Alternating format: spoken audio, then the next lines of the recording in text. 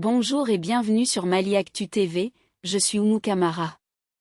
Le Sahel est devenu l'épicentre mondial du terrorisme, et les approches militaires montrent leurs limites face à une crise qui s'aggrave chaque jour. La situation sécuritaire au Sahel continue de se dégrader de manière alarmante, malgré des années d'opérations militaires et quelques succès tactiques ponctuels. Notre région est aujourd'hui devenue l'épicentre mondial de la violence djihadiste, avec un chiffre qui fait froid dans le dos, plus de la moitié des décès liés au terrorisme dans le monde se produisent désormais au Sahel.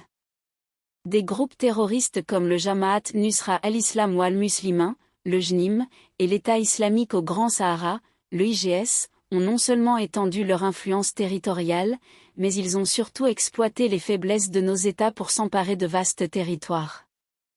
Cette escalade de violence pousse aujourd'hui de nombreuses voix à réclamer une refonte profonde de la stratégie antiterroriste, qui devrait intégrer des dimensions non militaires essentielles pour être véritablement efficace. Concrètement, les stratégies axées uniquement sur la répression et la neutralisation des leaders terroristes, bien qu'elles génèrent parfois des victoires à court terme, n'ont pas empêché ces groupes de se reconstituer et de s'adapter constamment.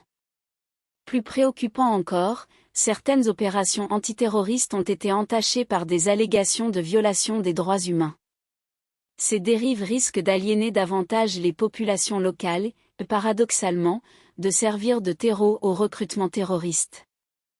Il faut préciser que le paysage géopolitique du Sahel a connu une transformation majeure. Les pays de l'Alliance des États du Sahel, l'AES, qui regroupe le Mali, le Burkina Faso et le Niger, ont rompu leur partenariat militaire de longue date avec les puissances occidentales, notamment la France et les États-Unis.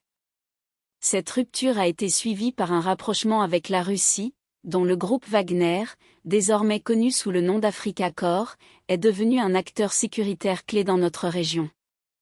En ce qui concerne l'AES, cette alliance a mis sur pied une force militaire conjointe de 5000 hommes, officiellement lancée en décembre 2025. L'objectif affiché est de renforcer la sécurité régionale et de réduire la dépendance vis-à-vis des interventions étrangères. Cette initiative s'inscrit dans un désir d'autonomie et de souveraineté, mais elle s'accompagne de tensions avec d'autres blocs régionaux comme la CEDEAO.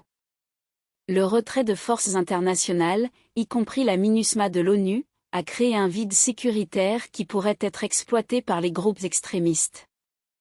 Face à ces défis, un consensus émerge sur la nécessité d'adopter une approche plus globale, où la bonne gouvernance et le soutien à la société civile deviennent des priorités absolues. Les experts soulignent qu'une stratégie efficace doit inclure le renforcement de la présence étatique dans les zones rurales, l'amélioration de l'accès aux services sociaux de base comme les routes, l'éducation et la santé, ainsi que le rétablissement de la confiance entre les autorités et les citoyens.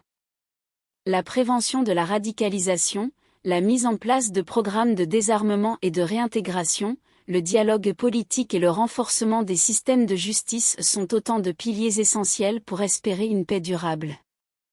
Voilà pour cette actualité.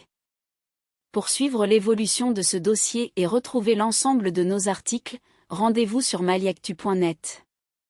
Je suis Oumou Kamara, merci de votre fidélité, et à très bientôt sur Mali Actu TV.